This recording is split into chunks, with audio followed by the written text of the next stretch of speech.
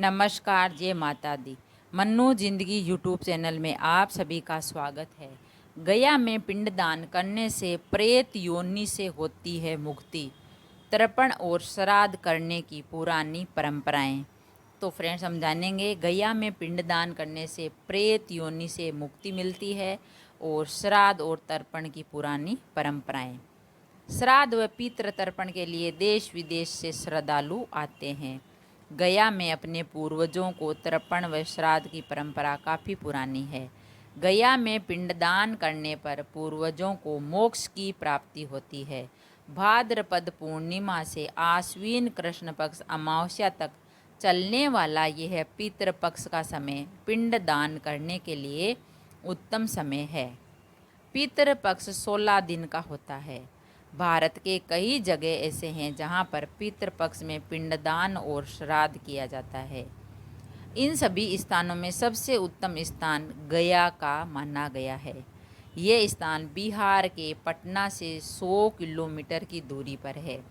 यहाँ जाने के लिए ट्रेन तथा बस की सुविधा है। गया फल्गु नदी के किनारे बसा हुआ है। इस नदी के किनारे पिंडदान और श्राद्ध किया जाता है।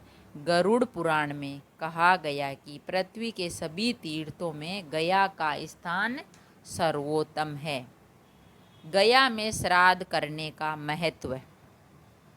गया में पिंडदान करने से माता पिता के साथ कुल के सभी पीढ़ियां तृप्त हो जाती है। व्यक्ति श्राद्ध कर्म करने के लिए गया जाता है। उसका एक एक कदम पूर्वजों को स्वर्ग जाने के लिए सीढ़ी बनाता है। श्राद्ध कर्म करने से पूर्व सीधे स्वर्ग में चले जाते हैं, क्योंकि स्वयं भगवान विष्णु पितृ देवता के रूप में यहाँ आते हैं।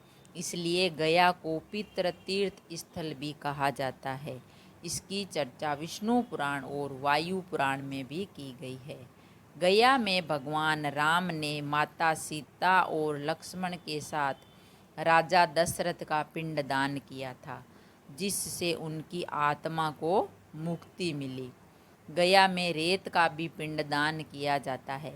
माता सीता ने फल्गु नदी के रेत का पिंड बनाकर दशरथ जी को अर्पण किया था। तर्पण और श्राद्ध करने की पुरानी परंपराएं क्या है? इसके पीछे कथा है।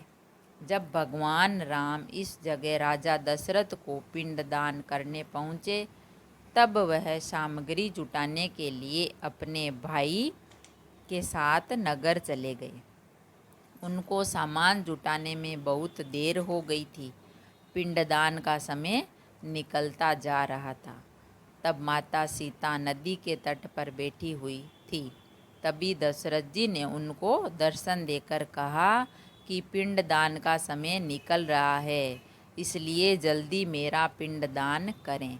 तब माता सीता ने रेत से पिंड बनाया और फल्गु नदी, अक्षय वट, एक ब्राह्मण, तुलसी और गाय को साक्षी मानकर उनका पिंडदान कर दिया।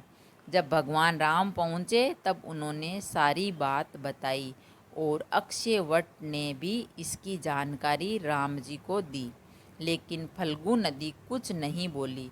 तभी माता सीता ने नदी को श्राप दिया। पिंडदान का महत्व है।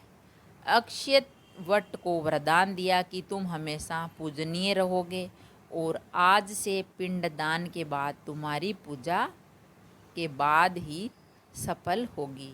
तुम्हारी पूजा करने के बाद ही पिंडदान को हमें पुण्य प्राप्त होगा। प्रेतशिला के पास यहाँ पिंडदान करने से पूर्वज सीधे पिंड ग्रहण कर लेते हैं, जिससे उनको कष्टदायी योनियों में जन्म लेने की आवश्यकता नहीं होती है। प्रेतशिला के पास कई पत्थर हैं, जिनमें विशेष प्रकार के दरारें और छिद्र है। कहा जाता है ये दरारें और छिद्र लोक और परलोक के बीच कड़ी का काम करती है। इनमें से होकर प्रेत आत्माएं आती है और पिंडदान ग्रहण करके चली जाती है, पिंडदान का ग्रहण करती है। तो फ्रेंड्स, हमने जाना गया में पिंडदान करने से प्रेत योनि से मुक्ति मिलती है और तर्पण और श्राद्ध करने की जो सीता माता की कथा थी वो हमने जानी। सीता माता ने जब राम जी लेट हो गए थे लाने में सामान खाद्य सामग्री, तो सीता माता ने उनको रेत का पिंड बनाकर भी दान किया। तभी उनकी मनोकामना पूरी हुई और दशरथ जी हमें से लिए श्राद्ध मुक्ति हो गए और उनको तर्पण मिला। अगर वीडियो अच्छा लगा तो लाइक और शेयर ज़रूर करें। ऐसे ही और वीडियो देखने के लिए चैनल को सब्सक्राइब करें। थैंक यू, धन्यवाद।